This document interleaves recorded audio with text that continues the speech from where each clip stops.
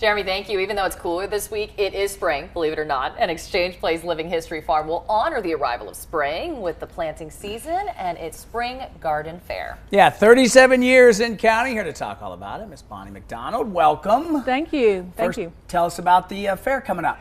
Well, this is always a highlight. This is when you know that it's about to be spring, when the Exchange Place has their spring garden fair.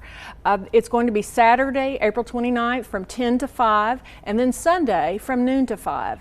And on both days, the farm is going to be filled with vendors, and many of them are garden experts. They will have herbs and shrubs and trees and plants for your garden, as well as, tips on how to make it the most successful possible. That is what I'm looking for. Everybody needs the tips because you think you just go to the store, you pick up the seeds, and you're good to go, but it's a little harder than that. Now, besides that, talk about some of the workshops and exhibits that they'll have going on this weekend. Well, there's always something going on. So there are activities for kids.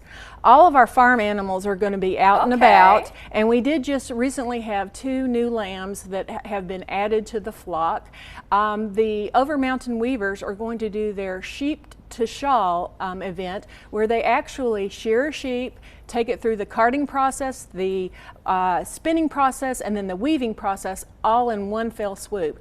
And then we're going to have the junior apprentices on the property. These are young people that are learning about this heritage, and they'll be in period dress throughout the property, playing games, doing chores, churning butter on Saturday in order to make a pound cake on Sunday. Ooh. You can just picture how active the entire event is. How do we take part? Do we need tickets? How do we take part? Yes, just come on down to the Exchange Place. Again, Saturday 10 to 5, Sunday noon to 5. Admission is $5 per person, but children 12 and under are free. And there's a lot of activities for families. And if we have some liquid sunshine, we're still going to be there. So just come on out. I was going to say, it does sound very family friendly with all the events you mentioned. What do you hope people take away from this?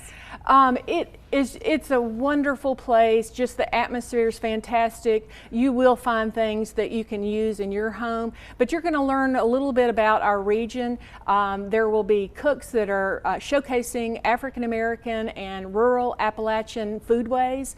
Of course, you can get lunch there, and there's always kettle corn and funnel cake, so it's a great time. All right, and funnel cake had me there. You would mention that you were a fan before you became a little more involved. Talk Absolutely. about the fun you have of seeing first-timers or maybe people that are starting to come continually and see how they engage in the different exhibits. It's definitely a community that is welcoming to all. And so as a newcomer to the region, for almost 40 years ago, it was one of the places that I kind of dropped in and saw what was going on, but over time I got to know some of the other volunteers. It's entirely volunteer run.